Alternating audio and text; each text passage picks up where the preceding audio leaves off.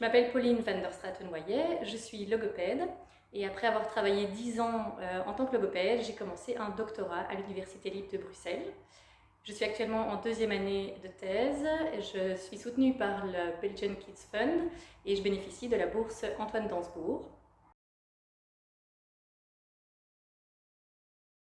Ma recherche consiste à étudier des modalités d'évaluation de la parole ou de la prononciation des enfants monolingues et bilingues, et en particulier des enfants sourds qui entendent grâce à des implants cochléaires.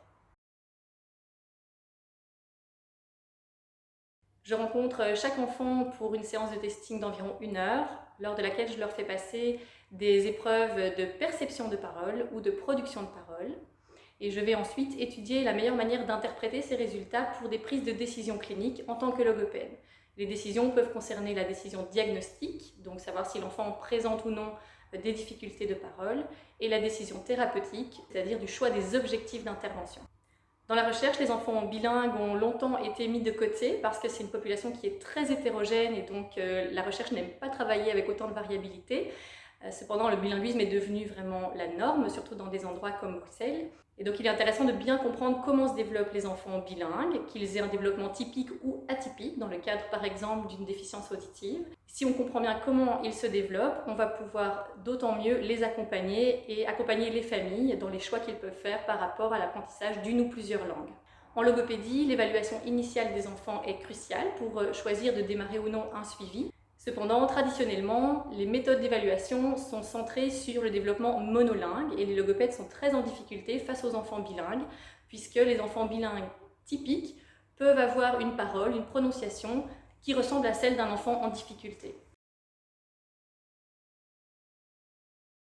Mon travail de recherche poursuit un double objectif. Premièrement, développer une démarche d'évaluation pour les logopèdes qui les aidera à évaluer au mieux les enfants bilingues, qu'ils aient une audition normale ou des implants cochléaires.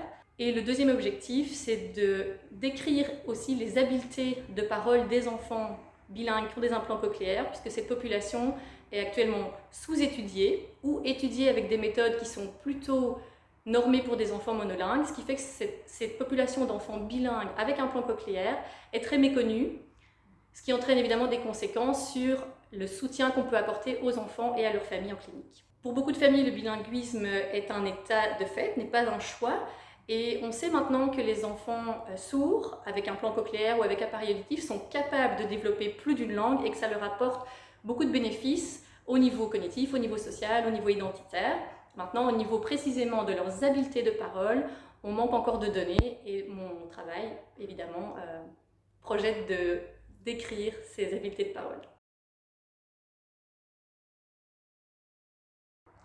Soutenez la recherche en pédiatrie, par exemple en faisant un don au Belgian Kids Fund, et ça fera avancer la recherche en pédiatrie pour les enfants et leurs familles.